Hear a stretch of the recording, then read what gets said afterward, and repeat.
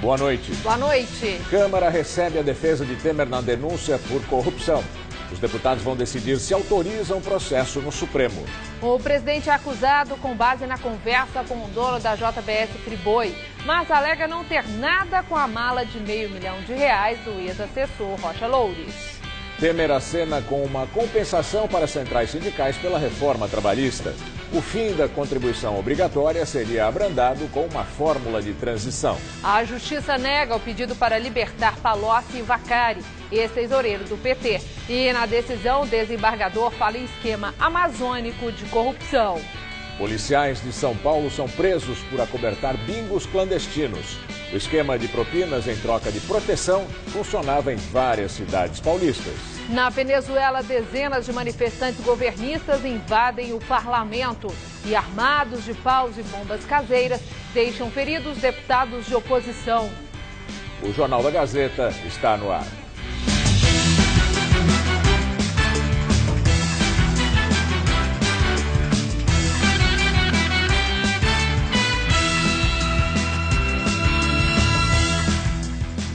Apontada pela polícia como a principal fornecedora de drogas para o chamado fluxo da Cracolândia, a favela do Moinho resiste de pé a pelo menos 4 gestões. Agora os moradores estão preocupados porque o prefeito João Dória afirmou que pretende retirar as famílias de lá.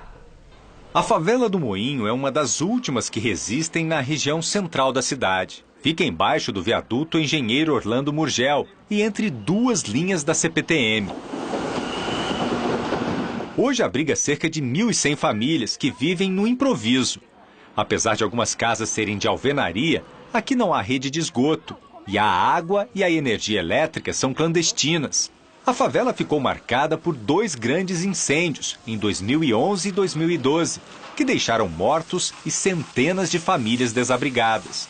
Agora, a Prefeitura de São Paulo quer, junto com o governo do estado, dar uma solução definitiva para o local. A favela do Moinho é apontada pela polícia como a principal fornecedora de drogas para a Cracolândia, que fica a cerca de 1 quilômetro daqui. Situação que teria elevado a prioridade da prefeitura em remover a comunidade e liberar o terreno. O policiamento para reprimir o tráfico foi intensificado. O objetivo é acabar com a rota que, segundo a polícia, vai da favela do Moinho direto para a região onde fica o chamado fluxo de usuários de drogas. Na semana passada, um jovem de 18 anos morreu depois de uma operação policial na favela. Segundo agentes da rota, o rapaz foi atingido depois de ter atirado na polícia e resistido à abordagem.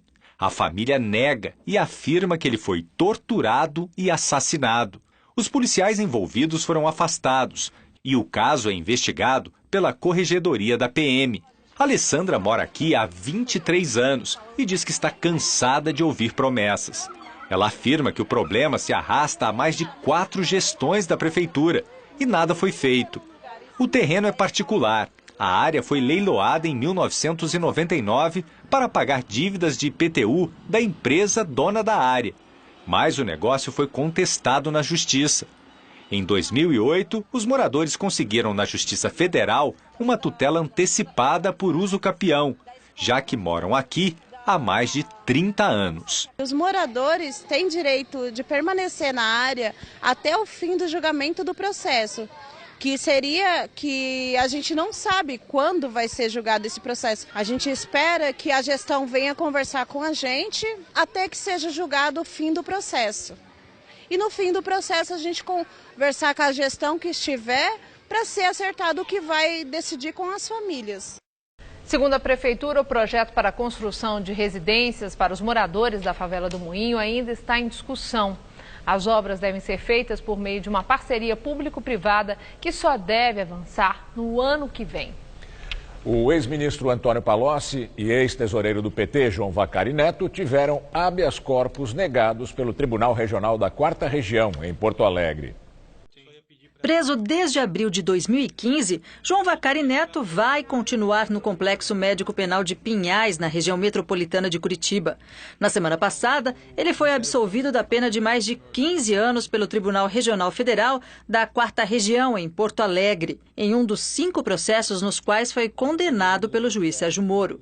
Na ação em que foi absolvido, Vacari é acusado de ter intermediado para o PT o pagamento de mais de 4 milhões de reais em propina com a Petrobras.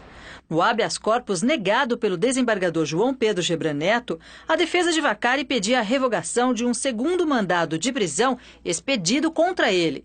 Gebran Neto negou a liminar ao afirmar que não há flagrante ilegalidade. Agora o pedido será analisado por todos os desembargadores da 8ª turma da Corte. Hoje, o desembargador João Pedro Gebran Neto também negou a liberdade a Antônio Palocci, ex-ministro da Fazenda e da Casa Civil nos governos Lula e Dilma. Palocci está preso em Curitiba desde setembro do ano passado e tenta fechar um acordo de delação premiada. Ele responde a 2 ações penais na Operação Lava Jato. Em uma delas, Palocci já foi condenado pelo juiz Sérgio Moro a mais de 12 anos de prisão por corrupção passiva e lavagem de dinheiro. Moro entendeu que o ex-ministro negociou propinas com a Odebrecht, que assim conseguiu ser beneficiada em contratos com a Petrobras. Pela decisão, Palocci também não vai poder exercer funções públicas por 24 anos, o dobro da pena. Em outra ação, o ex-ministro responde ao lado do ex-presidente Lula pelo recebimento de propina paga pela Odebrecht por meio da suposta aquisição de um terreno que seria destinado à nova sede do Instituto Lula e do apartamento vizinho à cobertura onde mora Lula, em São Bernardo do Campo. A defesa de Palocci afirma que a prisão preventiva dele foi decretada como antecipação da pena e que não há risco à instrução criminal. Na decisão, Gebran Neto disse que, neste esquema amazônico de corrupção, diante do envolvimento de centenas de investigados e denunciados, certamente a quantidade de medidas cautelares restritivas de liberdade em números absolutos talvez impressione. Contudo, mostra-se bastante proporcional ao contexto investigado. O senador Roberto Rocha, do PSB, relator da indicação de Raquel Dodge na Comissão de Constituição e Justiça, diz que a subprocuradora-geral da República tem requisitos para comandar o Ministério Público Federal. O senador leu hoje na comissão o relatório que dá aval ao nome de Raquel Dodge. Ela foi indicada na semana passada pelo presidente Michel Temer para a Procuradoria-Geral da República no lugar de Rodrigo Janot. A sabatina na CCJ deve ocorrer na próxima quarta-feira. Se aprovada na comissão, Raquel Dodge terá a indicação votada no plenário do Senado. No relatório, o senador Roberto Rocha diz que Raquel Dodge tem experiência inquestionável para chefiar o Ministério Público Federal. O relator afirma ainda que ela tem amplo apoio da categoria dos procuradores da República. Dodge foi a 2ª mais votada na lista tríplice apresentada a Temer. Como normalmente acontece nas indicações, os trabalhos pelo apoio dos senadores começaram com antecedência. Hoje, Raquel dedicou boa parte do dia a reuniões e a visita de gabinetes de parlamentares. O mandato de Rodrigo Janot termina no dia 18 de setembro. Se aprovada, caberá a ela dar continuidade ao comando das investigações contra políticos com foro privilegiado. Raquel era vista como opositora de Janot na disputa pela vaga, o que pode explicar o presidente não ter escolhido o primeiro mais votado da lista, o vice-procurador eleitoral, Nicolau Dino. Nos bastidores, ela teria declarado que vai manter a Lava Jato e pretende ampliar o número de procuradores responsáveis pela investigação. Advogado apresenta defesa de Temer na Comissão de Constituição e Justiça da Câmara e diz que as acusações são baseadas em suposições. O parecer do relator deve ser lido na próxima segunda-feira na CCJ. O presidente teve mais um dia de conversas com deputados para tentar barrar a denúncia. A peça da defesa foi protocolada no começo da tarde na Comissão de Constituição e Justiça da Câmara pelo criminalista Antônio Cláudio Mariz de Oliveira. O documento tem cerca de 100 páginas. Temer e seu ex-assessor Rodrigo Rocha Loures são acusados pelo Procurador-Geral da República de corrupção passiva. Para Janot, a mala com R$500 mil recebida por Loures da JBS Friboi era propina e tinha como destinatário final o presidente da República. A estratégia do advogado é desqualificar a denúncia. Ele defende que não há provas, mas apenas suposições. O presidente da República não cometeu crime e eu lanço um desafio, respeitoso desafio aos acusadores, para que demonstrem, através de um único indício que seja, mais frágil que seja, de que o presidente da República teria solicitado algo, recebido algo ou favorecido alguém. A defesa está absolutamente consciente de que a acusação não se funda em prova e sequer se funda em indício. A peça acusatória, com todo respeito ao procurador-geral, a quem eu admiro e sou amigo, é uma peça de ficção. Na CCJ, a matéria será relatada pelo deputado Sérgio Sveiter, do PMDB do Rio de Janeiro. A indicação dele não foi bem recebida no Palácio do Planalto. Sveiter é novo no partido de Temer e é tido como um deputado imprevisível. Advogado e ex-presidente da OAB Rio, o parlamentar está no segundo mandato. O nome dele também apareceu nas planilhas da Odebrecht, mas Sveiter não é alvo formal de inquérito na Lava Jato. Cabe a ele apresentar um parecer pela aceitação ou não da denúncia contra Temer. A leitura do documento deve acontecer na próxima segunda-feira, segundo o presidente da CCJ, Rodrigo Pacheco. Enquanto isso, do outro lado da esplanada, o presidente Michel Temer continua na corrida para tentar convencer os deputados a barrar a denúncia contra ele na Câmara. A agenda de encontros incluiu, em sua maioria, nomes que ainda não declararam apoio ao PMDBista. Independentemente do teor do relatório de Sérgio Sveiter, a matéria vai para votação no plenário. Isso poderia acontecer antes do recesso parlamentar, previsto para começar no dia 18 de julho. Mas o presidente da CCJ disse que também há chances do assunto ser discutido apenas em agosto, depois do recesso, o que aliados de Temer tentam evitar. O presidente Michel Temer também é cobrado por deputados da base aliada. Um grupo de governistas defende a ida dele à Câmara para se defender pessoalmente assim que a matéria chegar ao plenário. A aposta dos deputados é que, se Temer admitisse que foi um erro ter recebido o empresário Joesley Batista fora da agenda oficial e tarde da noite, ele teria mais chances de convencer os indecisos. O presidente precisa de pelo menos 172 deputados para que a denúncia de Rodrigo Janot não avance. Mas a pressão contra os parlamentares também é grande por parte da opinião pública. No plenário, a votação será aberta e nominal, assim como no impeachment de Dilma Rousseff, o que explica o medo de alguns deputados em votar contra o prosseguimento das investigações, já que muitos pretendem se candidatar à reeleição no ano que vem. E agora o comentário de Josias de Souza, direto de Brasília. Ele fala sobre a defesa do presidente Temer. A defesa que o advogado de Michel Temer, Antônio Cláudio Mariz, entregou à Comissão de Constituição e Justiça da Câmara não traz novidades nas suas quase 100 folhas. O criminalista repisa argumentos que o próprio Temer, sob sua orientação, vem despejando a esmo sobre o noticiário. Em essência, Mariz alega que o áudio que o delator Joesley Batista gravou às escondidas é duvidoso e ilegal, mas ainda que fosse válido, não prova que Temer cometeu crime. A situação é espantosamente inusitada. No instante em que os órgãos de controle do Estado travam uma guerra contra a corrupção, o presidente da República desqualifica, por meio do seu advogado, o trabalho da Polícia Federal. Pior, o presidente faz isso porque a investigação policial escora a denúncia em que ele é acusado de corrupto, destinatário da propina de 500 mil que a JBS enfiou numa mala e entregou para o seu preposto Rodrigo Rocha Loures. Na coreografia que se desenrola em Brasília, a movimentação do advogado de Temer é o que menos interessa aos deputados. No momento, eles fazem uma análise do tipo custo-benefício.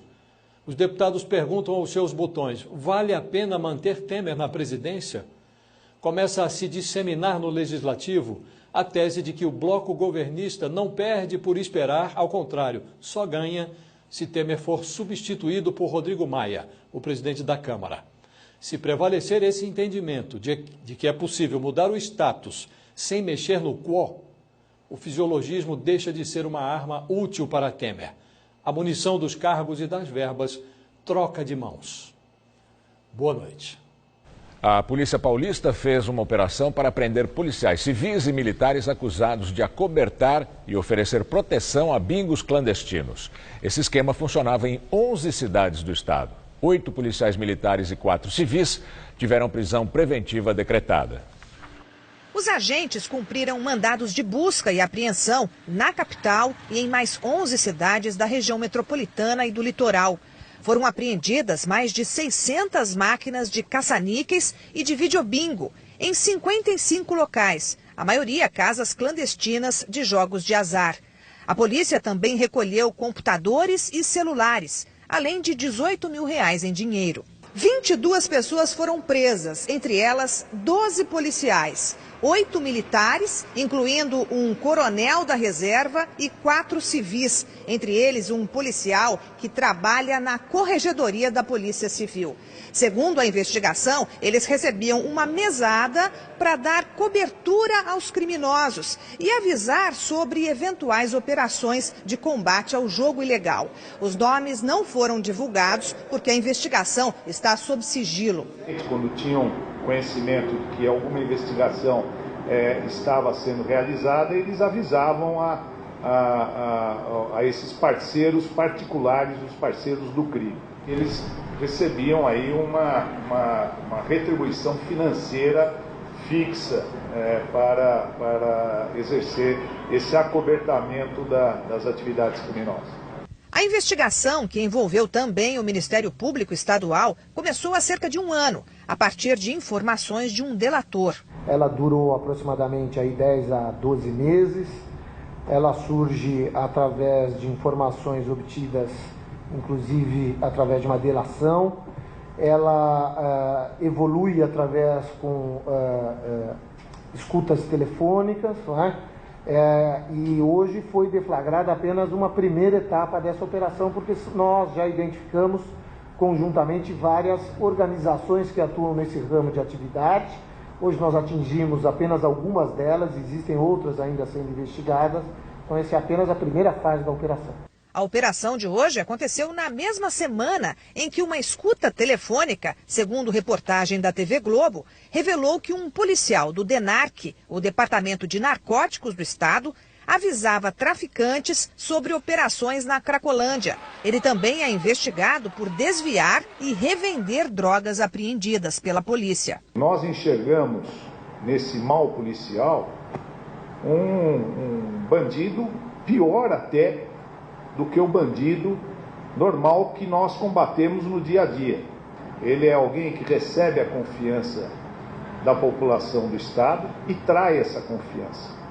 Não vai ter um dia na Secretaria da Segurança Pública que a gente não vá combater esse tipo de conduta, esse tipo de desvio de conduta adequada do nosso policial. A Polícia Rodoviária Federal anunciou hoje que vai reduzir o policiamento nas estradas por falta de dinheiro. Numa nota, a corporação informou que vai diminuir o patrulhamento com carros e viaturas, vai suspender os resgates aéreos e vai fechar unidades pelo Brasil. As restrições devem afetar todas as atividades da Polícia Rodoviária em território nacional e entram em vigor já nesta quinta-feira. Segundo a PRF, os cortes de serviço foram adotados em consequência do contingenciamento de verbas imposto pelo governo federal para 2017. O Ministério da Justiça informou que não vai se manifestar sobre o tema. Ciclistas reclamam da falta de manutenção das ciclovias aqui em São Paulo. E na região do Bom Retiro, comerciantes pedem a retirada de uma das vias exclusivas de bicicletas. A bicicleta está desaparecendo das ruas de São Paulo. Pelo menos esse tipo aqui, a bicicleta pintada nas ciclovias. De muitas, a tinta sumiu e os tachões não existem mais. E quem pedala pelo centro encara buracos, sinalização precária e faixa de bicicleta que acaba no meio do caminho. Eles estão recapeando algumas ruas aqui do Bom Retiro mesmo, recapearam só a parte do tráfego dos carros mesmo, dos automóveis. A parte da faixa está toda esburacada. O João usa a bicicleta como meio de transporte desde que chegou a São Paulo 10 anos atrás. Está bem acostumado com o treme-treme do caminho. São 14 quilômetros todo dia entre trabalho e casa, na região dos Jardins, Avenida Faria Lima e Pinheiros. Mas está piorando essa trepidação toda. Cada vez mais elas vão sofrendo a ação do tempo. Então hoje o que a gente sente é que, além de precisar expandir, a gente tem que também manter o que já está aí.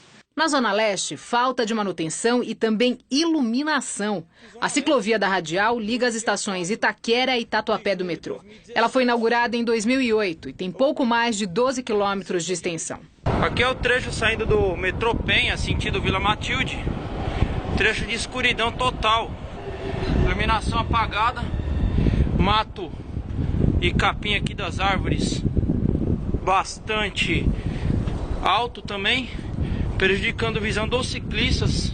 A implantação das ciclovias foi uma marca da gestão passada, do petista Fernando Haddad. Ele quase dobrou a malha, chegando a 500 quilômetros de faixas exclusivas para as bicicletas. Esse processo recebeu muitas críticas e durante a campanha eleitoral, o atual prefeito, o tucano João Dória, prometeu rever essa política.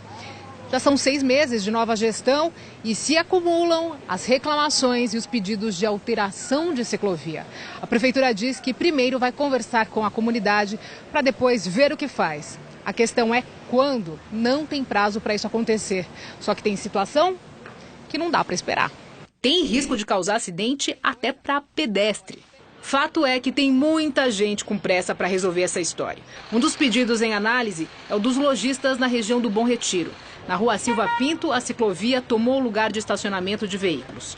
Lojas fecharam, segundo alguns comerciantes, porque os clientes não conseguem parar o carro, sem contar a dificuldade de descarregar a mercadoria. A prefeitura sugeriu aqui criar uma faixa de zona azul bem ao lado da ciclovia e liberar a outra parte. Os lojistas não concordam. Eles deram outra ideia, mudar o trajeto para quarteirões menos comerciais. Nós falamos para eles que é totalmente inviável, fica pior a emenda que o soneto. A nossa opinião piora, que mantenha assim, se for o caso.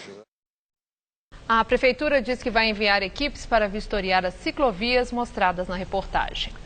O Banco Central encontrou cerca de 350 milhões de reais nas contas de empresários e empresas ligadas ao esquema de corrupção no setor de transportes no Rio de Janeiro. A Justiça previa o bloqueio, de 520 milhões, que seria o total desviado. Hoje, em um desdobramento da operação Ponto Final, a Polícia Federal no Rio cumpriu 3 mandados de busca e apreensão e um de condução coercitiva. Na última segunda-feira, 11 pessoas foram presas. Segundo a polícia, o ex-governador Sérgio Cabral estava por trás das fraudes.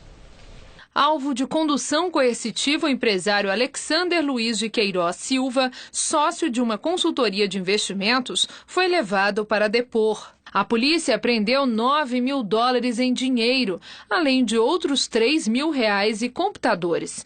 A Polícia Federal identificou uma organização criminosa no setor de transportes do Rio. Entre os envolvidos já presos estão o empresário de ônibus Jacob Barata Filho, o presidente da FETranspor, Lelis Marcos Teixeira, e o ex-presidente do Departamento de Transportes Rodoviários do Rio, Rogério Onofre. O esquema de propina teve os detalhes revelados pelo doleiro Álvaro Novis em delação premiada. Era ele que coordenava o recolhimento do dinheiro nas garagens e gerenciava os pagamentos.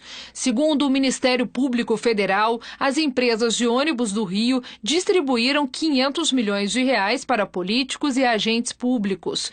Quase metade teria sido paga a autoridades com foro privilegiado, cujos nomes não foram revelados. O ex-governador Sérgio Cabral, do PMDB, que está preso, foi apontado como chefe de mais esse esquema criminoso. De acordo com a investigação, ele recebeu a maior parte de R$122 milhões em propinas entre 2010 e 2016. Nós não conseguimos contato com a defesa do empresário Alexandre Luiz de Queiroz Silva para comentar o assunto. O presidente Michel Temer se reuniu hoje com o presidente da Câmara, Rodrigo Maia, do DEM, e o deputado federal e presidente da Força Sindical, Paulo Pereira da Silva. Na pauta, alternativas para o fim da contribuição sindical obrigatória. A ideia de uma regra de transição foi debatida. A contribuição sindical pode chegar a 70% do orçamento de alguns sindicatos. Atualmente, o pagamento é feito uma vez ao ano, por meio do desconto de um dia de salário do trabalhador. Pelo texto da reforma, a contribuição passa a ser facultativa. De manhã, o presidente Michel Temer se reuniu com o presidente da Força Sindical e deputado federal Paulinho da Força, do Solidariedade. No encontro, eles discutiram a criação da contribuição de negociação coletiva, que seria recebida pelo sindicato que atuar em negociações entre trabalhadores e patrões. Caso contrário, o sindicato não recebe. A medida provisória também garantiria a homologação da rescisão contratual pelos sindicatos dos trabalhadores e a participação dessas entidades na eleição de representantes dos trabalhadores nas empresas. Segundo a Força Sindical, na reunião com Temer, não foi definida uma regra de transição para a adoção da contribuição sindical optativa, mas a central disse que apoia a ideia. O jornal Folha de São Paulo diz que a regra deve ser criada com duração de 2 a 4 anos, evitando um grande impacto financeiro em curto prazo. Vamos agora ao comentário de política com Bob Fernandes. Sérgio Sveiter é deputado federal pelo PMDB do Rio. Ele é relator da denúncia contra Temer. Manchetes anunciam Sveiter como independente. Em 2014, Sveiter recebeu 1 milhão em doações de 3 empreiteiras investigadas na Lava Jato. Uma delas, a UTC de Ricardo Pessoa. Sveiter disse que esteve só uma vez com Ricardo Pessoa e que, ao ver Pessoa sendo preso, exclamou: "Caramba!". Na campanha de 2014, Sveiter declarou gastos de 5,7 milhões. Doou para si mesmo 3,7 milhões, 25% do seu patrimônio. Sveiter é abnegado cidadão. Gastou na campanha mais do que receberá em 8 anos ou 2 mandatos. Sveiter foi secretário dos governos de Garotinho, Rosinha e Cabral. Cabral está na cadeia. Garotinho esteve na cadeia e agora está solto. Ex-presidente da OAB Rio, Sérgio é irmão do desembargador Luiz, que, como ele, presidiu o Superior Tribunal de Justiça Desportiva. Todos eles são do Rio de Janeiro. Na segunda, no Rio, foi preso Jacó Barata, o rei dos ônibus, que pagava caixinha a Cabral e muita gente, 500 milhão. Garotinho diz que algumas dezenas de deputados estaduais recebiam caixinha. Imagine-se reis dos ônibus sendo investigados em outras capitais e legislativos, em Salvador, Bahia, por exemplo. O Rio revive tempos de guerra civil não declarada. A taxa de homicídios subiu 25%. A de mortos pela polícia, 80%. O Rio tem a polícia que mais mata e mais morre. Na terça, no Rio, Vanessa dos Santos, 10 anos, foi morta com um tiro na cabeça. O pedreiro Leandro conta: o tiro que matou sua filha foi disparado por um policial. Nesta quarta, em Belfort Roxo, uma estudante de 14 anos foi baleada nas costas, dentro da escola, em meio a tiroteio nas ruas.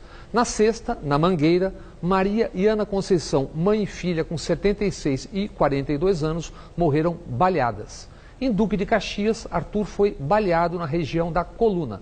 Arthur ainda não tinha nascido, estava no ventre da mãe, Claudineia dos Santos.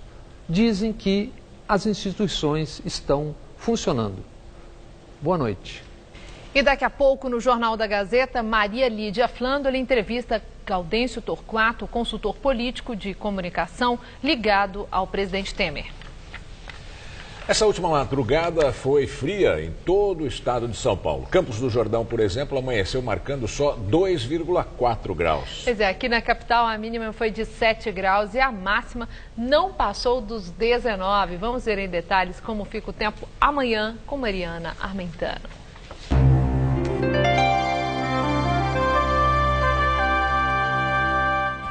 O destaque continua sendo a onda de frio que invadiu o país e derrubou as temperaturas no sul e aqui no sudeste, com risco até de geada na Serra da Mantiqueira. Essa massa afasta qualquer chance de chuva e mantém o tempo firme e ensolarado apesar do frio. Só as chances de chuva ainda nessa faixa norte por causa do tempo abafado e em toda a costa nordestina até ali o litoral capixaba e fluminense. Vamos ver como ficam as temperaturas em algumas capitais? Em Natal, máxima amanhã de 28 graus, mas com chuvas o dia todo. No Rio de Janeiro faz só 26 graus, com sol e chuviscos. Em Belo Horizonte, termômetro só entre 12 e 22 graus, mas com tempo firme. Assim como em Curitiba, onde as temperaturas vão ficar só entre 9 e 18 graus amanhã. Para São Paulo, o tempo não muda em relação a hoje e teremos mais um dia típico de inverno. Com isso, a previsão, como a gente vê no mapa, é de mais um dia de sol e poucas nuvens em todas as regiões. E olha o friozinho. Em Marília, amanhã, máxima de 22 graus. Em Presidente Prudente faz 23 e já em Votuporanga, mais quentinho por lá, 27 graus. Em Franca, esquenta em relação a hoje, mas não faz mais que 21 graus amanhã à tarde. E no litoral, teremos máxima em torno dos 24 graus em Santos e também em Caraguatatuba. Para a capital, os próximos dias prometem tempo firme, madrugadas geladas e temperaturas amenas à tarde. Nessa madrugada teremos mínima de 9 e máxima amanhã à tarde de 20 graus por aqui. Aí na sexta-feira faz até 21 graus à tarde e no sábado a máxima pode chegar aos 22 graus com muito sol e céu azul. Na Venezuela, apoiadores do presidente Nicolás Maduro invadiram a Assembleia Nacional e deixaram alguns deputados feridos.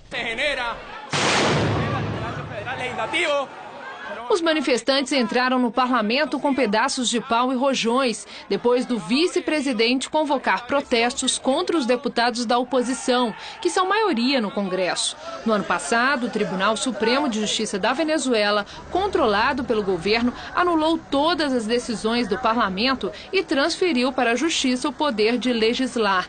Essas medidas, revertidas pouco depois, foram o estopim da atual onda de protestos contra o governo Maduro. Hoje, o ator e ex-militar que sequestrou um helicóptero e atacou o prédio do Supremo na semana passada, publicou um vídeo na internet em que pede que o povo venezuelano continue em protesto contra o governo. Um dia depois de mais um teste de mísseis pela Coreia do Norte, os Estados Unidos e a Coreia do Sul fazem nova rodada de exercícios militares. Segundo um comunicado conjunto dos dois países, os exercícios têm como principal objetivo simular a contenção de atos desestabilizadores e ilícitos por parte da Coreia do Norte. O Conselho de Segurança da ONU deve fazer hoje uma nova reunião, solicitada pelos Estados Unidos, sobre as últimas ações militares do governo de Kim Jong-un. A ONU disse que o lançamento foi uma violação de resoluções do Conselho de Segurança e constitui uma escalada perigosa da situação. Aqui em São Paulo, os sebos do centro da cidade guardam outras histórias além das contadas nos livros. Não é raro encontrar entre as páginas objetos que deixam pistas sobre seus antigos donos. Nas paredes forradas de livros antigos, raridades que a comerciante manuseia com todo cuidado. O livro usado ele é tido assim como uma classificação: livro usado, livro esgotado, livro raro, livro muito raro e livro muito, muito raro. Aqui é uma cartilha do Dom Pedro II, onde ele começou a escrever e a se alfabetizar, e também a correspondência entre a família imperial. Mas não foram os livros que nos trouxeram para o Sebo Calil, o mais antigo ainda em atividade em São Paulo. São outros tesouros escondidos. No meio de um acervo como esse, de mais de 300 mil livros antigos, não é raro que o leitor pegue uma das obras, passe a folheá-la e encontre no meio dela uma fotografia antiga, ou um cartão postal como esse aqui, e veja que também é uma cena rara. A Catedral da Sé, no centro de São Paulo, sem torre, ainda em construção. Maristela tem uma pequena coleção desses achados. São muitas fotografias e postais. Este tem uma cena de um Zeppelin em uma praia do Rio de Janeiro. Já o pequeno cartão tem um desenho e assinatura de Tarsila do Amaral, e ela mesma quem fez a dedicatória. Há 20 anos, cuidando do Sebo Liberdade, Antônio reuniu um acervo de 200 mil livros. Ele também garimpa objetos perdidos nas páginas por leitores descuidados. Muitas notas antigas, cruzeiros, cruzados, mas há também lembranças de viagens, fotografias e cartinhas de amor. A gente sente aquilo que a pessoa guardou com carinho, entendeu? Uma história, entendeu? Nós trabalhamos com história, nós repassamos uma história. No No sebo do Messias há um departamento que inspeciona todos os livros que chegam, e não são poucos, às vezes até 5.000 por semana. Mas nessa caixa está o pequeno tesouro aqui do sebo, que são fotografias, cartas e objetos muito raros, né? Isso é um envelope comum, se não fosse a data, 1969. Vem muitas fotografias, né? Exato, muitas fotografias. Essa aqui, Fernanda, realmente é uma obra de arte, porque é uma pintura à mão. Ou seja, isso não foi feito em série, isso foi feito unicamente dessa vez aqui, década de 20. São tantas raridades encontradas que o seu Messias, dono do sebo, vai lançar em breve uma plataforma digital para leiloar os tesouros. Raridades e mais raridades que chegam, né, contando histórias do passado, de outras nações, etc.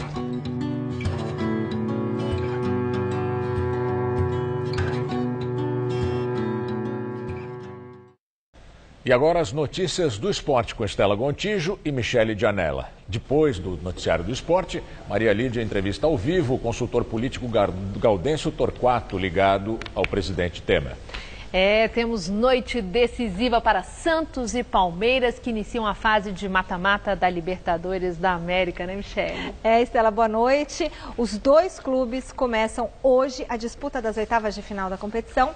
O Santos enfrenta o Atlético Paranaense nesse momento em Curitiba e já o Palmeiras vai ao Equador enfrentar o Barcelona de Guayaquil, jogo que começa às 9h45. O Cuca fez mistério ontem sobre o time que entra em campo nessa noite, mas a expectativa do clube equatoriano é de público de cerca de 45.000 pessoas no estádio Monumental do Equador. Ontem à noite, o Palmeiras fez um trabalho de reconhecimento do gramado no estádio Monumental de Guayaquil, palco do jogo de daqui a pouco contra o Barcelona do Equador, pelas oitavas de final da Libertadores da América. Os comandados de Cuca afirmam que jogam pela vitória, mas o empate fora de casa também é considerado um bom resultado. O Palmeiras, tanto jogando em casa como fora, sempre busca a vitória, né? Mas você tendo a possibilidade de decidir o segundo jogo em casa, você jogando o primeiro e saindo com empate não é um mau resultado. Sobre o adversário de daqui a pouco, o time brasileiro sabe o que vai encarar. E é um time que é técnico, né? E que tem jogadores rápidos na frente e sem sombra de dúvida, por jogar o primeiro jogo em casa, vão pressionar, vão tentar o gol de todas as formas e a gente tem que estar preparado para isso. Michele, infelizmente temos uma notícia aí ruim, né? Um desfalque no Palmeiras, o filho do Guerra sofreu um acidente, não é? O Guerra não vai jogar, o filho dele se afogou na piscina de casa durante uma festa que estava acontecendo de aniversário da esposa dele. Ele foi socorrido, teve os primeiros socorros feitos em casa. A equipe de bombeiros chegou após 10 minutos, ele está no Hospital Albert Einstein, que ainda não emitiu nenhum comunicado, mas parece que o estado dele, segundo o Palmeiras, é estável.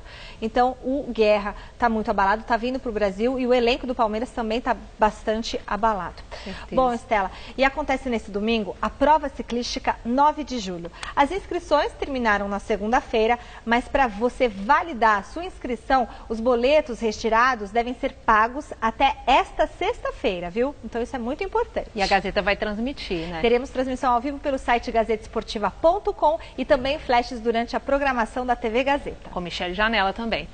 E conforme adiantado ontem aqui no Jornal da Gazeta pela Michele Gianella, o São Paulo realmente fechou a contratação do técnico Dorival Júnior, que estava no Santos. Muito bem, Michele, deu um furo aqui, né? Aqui com exclusividade em primeira mão pelo Jornal da Gazeta. Dorival Júnior assinou o contrato com o São Paulo, 2 temporadas, fica no clube até o final de 2018.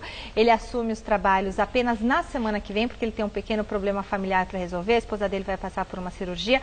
No clássico de domingo contra o Santos, o Pintado é quem vai comandar os jogadores na partida disputada na Vila Belmiro. Belmiro, o Dorival tem um histórico aí de salvar times do rebaixamento. Em 2014 e 2015 ele salvou justamente o Palmeiras e o Santos da zona da degola e se consolidou aí como um ajustador de times, né? O novo técnico tem a missão de tirar o São Paulo da 17ª posição no campeonato e quem sabe levar o time a um título. Bem difícil, mas só de tirar da zona de rebaixamento já tá bom. Já que desde 2012 o São Paulo não conquista nenhum campeonato importante. Muito obrigada, Michele. Muito obrigada. Agora sim, uma boa noite para você. Boa noite a todos nós. Até amanhã. Com você, Gaberini. A Alemanha reforçou a segurança em Hamburgo antes da cúpula do G20 no fim de semana. Durante a madrugada, houve confronto entre a polícia alemã e manifestantes contra a reunião. A polícia usou canhões de água e bombas de gás para dispersar o grupo. As forças policiais preparam um esquema reforçado para conter protestos, com 20 mil policiais. Estão marcadas manifestações de mais de 100 mil pessoas nos próximos dias, antes do encontro entre as 20 nações mais ricas do mundo. E agora vamos ao comentário de economia com Vinícius Torres Freire. A Polícia Rodoviária Federal anunciou que vai diminuir o patrulhamento e fechar postos nas estradas. O orçamento da Polícia Rodoviária caiu este ano pela metade. No final de junho, a gente lembra, a Polícia Federal suspendeu a emissão de passaportes e reclamou de que não tem dinheiro bastante para transporte. Uma empresa estatal começou a pedir doações de computadores. É a empresa de planejamento energético, que a gente conhece pouco, mas é importante, que faz os planos de expansão da produção de energia no Brasil, em especial energia elétrica. Mais de metade do orçamento da empresa foi cortado este ano. São apenas alguns exemplos recentes de que a pindaíba do governo federal começa a ficar crítica. E há coisa mais grave. Hospitais federais têm atendido mais gente, porque muitas pessoas perderam o emprego, plano de saúde, porque estão desempregados. Mas não tem verba para atender essa procura extra. A receita do governo cai, as despesas não caem o suficiente. Algumas, na verdade, crescem mais. A despesa da Previdência cresceu mais de 7% este ano, além da inflação. Muito mais grave, o gasto com salários e aposentadorias do funcionalismo cresceu quase 12%. Mas, desconsideradas essas despesas, o resto do gasto do governo federal caiu 15%. O gasto em obras ainda mais, caiu 50%. Chegamos ao limite de cortes. Para cortar mais, o governo vai suspender ou piorar serviços. Para remendar a situação, o governo está planejando algum aumento de imposto, como o da gasolina, a gente já falou aqui.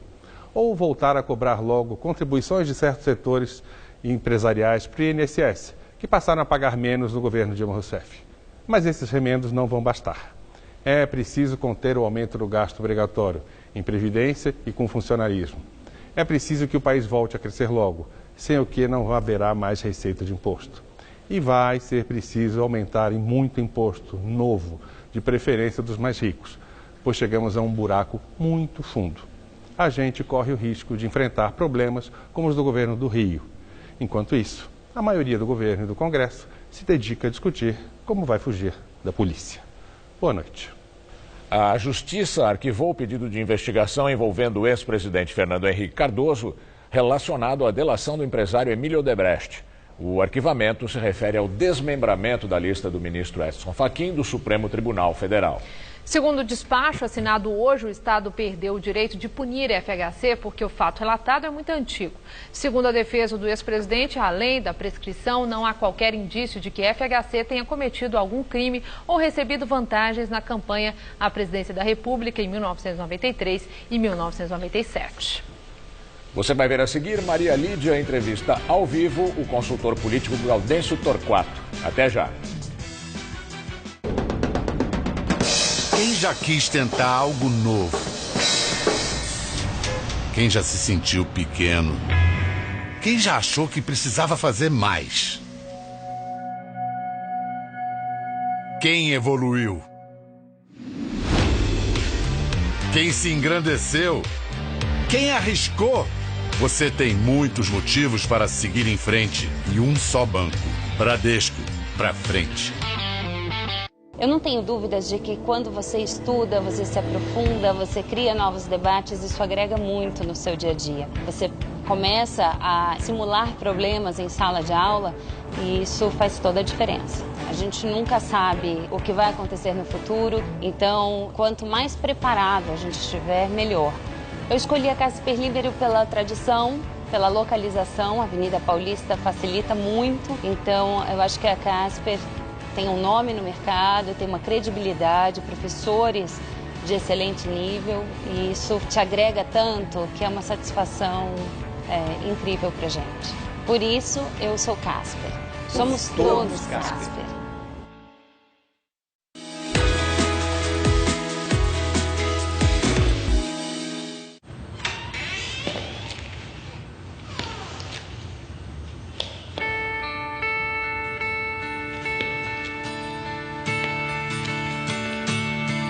Been so long since the last time I saw your face. Just the other night was the same embrace. A warm fuzzy feeling still gets me reeling. Like that kid used to be a chase.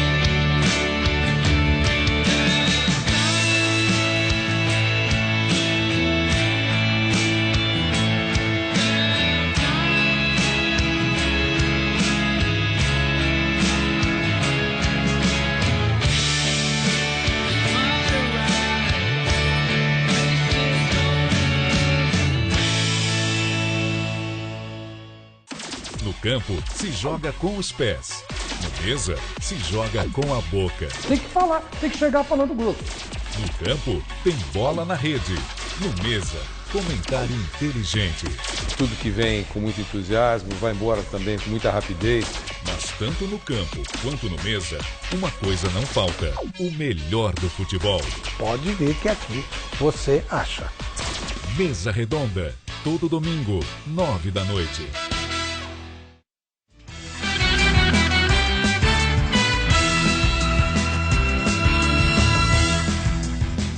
Na entrevista do dia com Maria Lídia Flandoli, o crescimento da ansiedade política na base parlamentar de Michel Temer.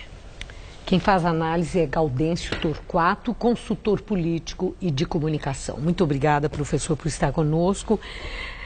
Antes de nós falarmos sobre o clima político, considerando a sua experiência como consultor político há tantos anos, a primeira pergunta é: o presidente da República do Brasil, Michel Temer, tem estrutura psicológica para o enfrentamento dessa saraivada de denúncias e sobre ele, sobre ministros dele e aliados políticos bem de perto? Veja bem, eu não sou analista de psicologia nem de comportamento, mas conheço o presidente Michel Temer há muito tempo e, evidentemente, trata-se de uma pessoa preparada para enfrentar os dissabores da política. Agora, o que eu acho é que, a cada dia que passa, ele perde espaço na área da articulação. Porquanto nós vemos aí ex-ministros presos, assessores, enfim, implicados na Lava Jato. E cada evento negativo desse, é evidente que tem impacto negativo sobre o espaço de articulação do presidente. Então, eu tinha, vamos dizer, mais certeza de que ele teria uma maioria confortável na CCJ, que é composta de 66 membros, para ganhar essa questão na CCJ, ou seja, a CCJ não aceitaria o pedido do Supremo Tribunal Federal para fazer a investigação, mas hoje eu tenho minhas dúvidas, a coisa está em empate, por ali está na área do empate. Por quê? Porque os deputados, e essa é a questão, têm um olho no governo e outro olho na opinião pública. Então os deputados têm dois olhos. Então eu vejo que há muito, o processo eleitoral de 2018, Maria Lídia, já começa a influir sobre a decisão dos deputados. Eles temem, né? Receiam, temem que o processo eleitoral seja contaminado pelo seu eventual voto a favor do governo. Achei interessante o temem, né? Recentemente eu estava recentemente lendo jornais em Buenos Aires, a manchete era o temor Temer. Né? Mas ali era por conta da relação de economia, relação comercial Argentina-Brasil. Mas esse temor temem dos parlamentares, dos políticos da base. Tem também uma relação com a escolha do relator na Comissão de Constituição e Justiça, que é um homem do PMDB, muito ligado a Rodrigo Maia. Rodrigo Maia, que era uma opção do presidente Temer para a presidência da Câmara. Esse Sveiter, o deputado do Rio de Janeiro, é uma ameaça para Temer? Olha, o deputado Sveiter é considerado um perfil técnico, com saber jurídico, foi presidente da OAB do Rio de Janeiro por duas. Isso importa agora, porque juridicamente quem vai decidir, se for o caso, não é o Supremo, mas veja bem, não é o Congresso. Ele quer, evidentemente, expressar a sua condição de ser um bom advogado e um bom jurista. Ele não poderá fazer um relatório, vamos dizer assim, apenas com viés político. Na minha visão, terá um viés jurídico. E como ele próprio declarou, também tem um viés político. Agora, veja bem, como se trata de uma decisão a ser tomada pela política, na minha visão, qualquer relatório, mesmo com uma boa fundamentação jurídica, será julgado pelo viés político. Maria Lídia, vamos ser sinceros, essa crise é uma crise que passa pela esfera política. Na minha visão, o judiciário tem um papel menor nesse processo.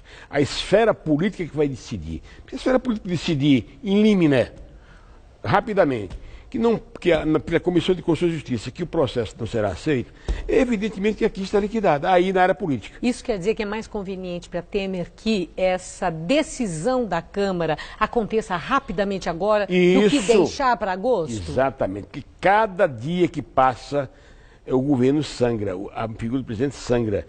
E parece que a intenção é essa, né? É sangrar Temer, pois né? Se passar do dia 17 deste mês de julho, vai ser difícil, por quanto os deputados irão para as férias, junto às suas bases. Voltarão, na minha visão, contaminados, entre aspas, ou digamos, influenciados pelas bases. E como nós sabemos que o presidente tem uma condição, uma identidade impopular, evidentemente, para o presidente é mais difícil ter uma votação favorável depois do recesso do que agora. Do recesso. E ele tem condição nessa articulação política que ele próprio está capitaneando, recebendo tantos parlamentares lá no Palácio. Ele tem condição de juntar os votos necessários para a rejeição da denúncia de janeiro? Acho que tem porque nós estamos ainda num presidencialismo com caráter imperial, o poder da caneta é muito forte. Eu acredito que ele foi 3 vezes presidente da Câmara, sabe articular-se. Ele tem um bom trânsito. Sabe articular-se com a base congressual. Na minha visão, eu acho que ele passa por esse processo até o dia... Agora, a minha dúvida é o seguinte, até o dia 17 seria muito viável essa hipótese. Depois do dia 17, eu começo a colocar um SDS. Só Deus sabe. Só Deus sabe. Bom, aí uma outra questão. Rodrigo Maia é confiável para Michel Temer? Porque é interessante, nas muitas análises, nas notinhas, nas conversas, que ele poderia já estar seduzido pela cadeira de Temer, pelo lugar de Temer, e fazendo aí um jogo duplo.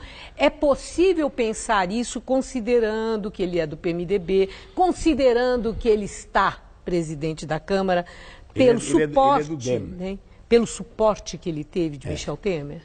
Veja bem, o poder é afrodisíaco, como se diz. Acho que apesar da lealdade do presidente da Câmara, Rodrigo Maia, do DEM, acho que apesar da lealdade do DEM ao governo, na minha visão, a expectativa de poder começa a seduzir, começa a influenciar a vontade do Rodrigo Maia.